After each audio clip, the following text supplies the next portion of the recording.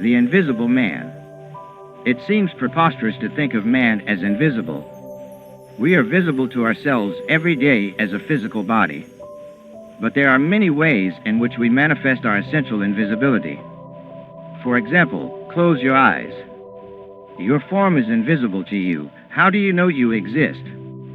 You are aware of the body's weight. You can hear, smell, taste, and touch. Nevertheless, you are real to yourself only in terms of ideas. You are an invisible nucleus around which many thoughts are revolving.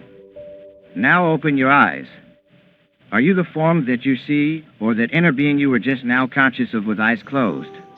The visible man is of little importance. The invisible self, or soul, is of utmost importance.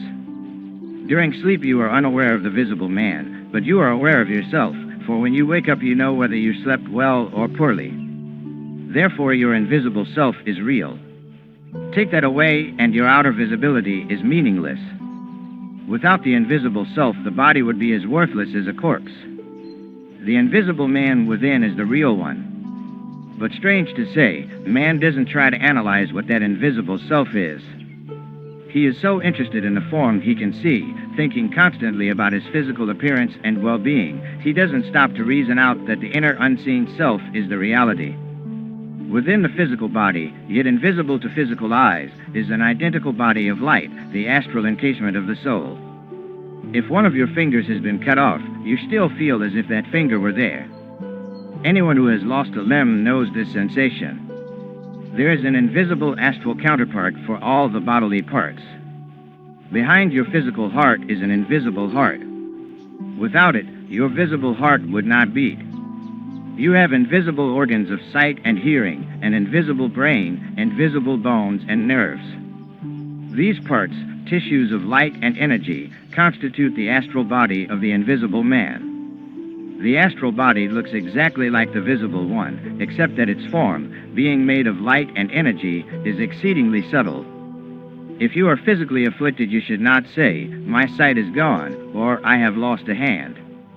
Your invisible eyes and hands are still present.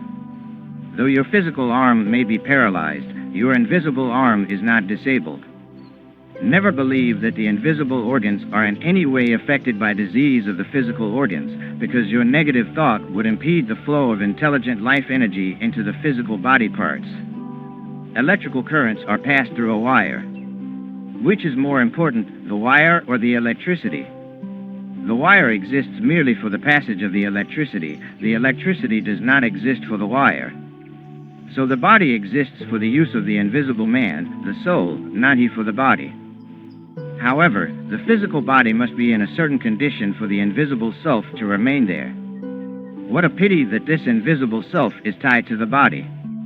If it were not, we could go walking on the water and fly in the sky and come back into the physical body again.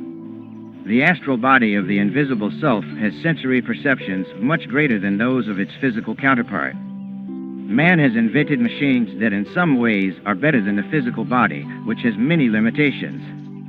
But when your consciousness of the invisible astral body is developed, you will realize that it can hear what the physical ears cannot hear and see what the physical eyes cannot see. It can also smell, taste, and touch objects far beyond the range of the physical senses. And you can make it large or small at will, just as pictures on a movie screen can be made large or small by the man in the projection booth.